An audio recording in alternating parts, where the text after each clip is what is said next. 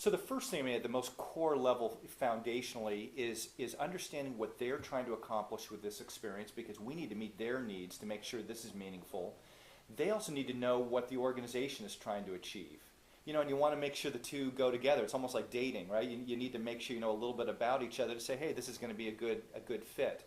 Then the second thing is to make sure you've got a meaningful project.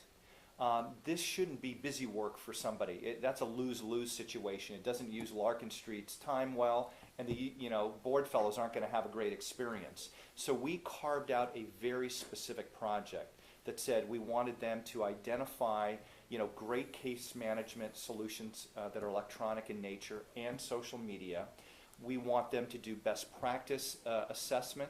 We want them to help with implementation, mapping, etc. So there was a discrete project with a beginning, middle, and end, a way to evaluate, what the success was going to be like, and something they could, kind of latch onto and say, hey, listen, this is what I did for the organization.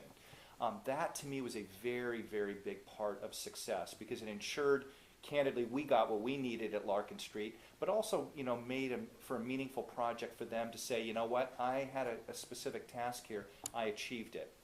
The last thing I would just say is giving them a level of awareness and exposure to the board.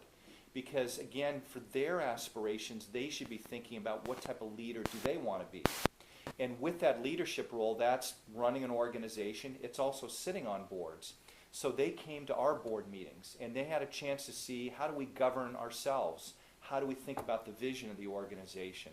How do we think about the key priorities, and are we making progress? What are board members expected to do?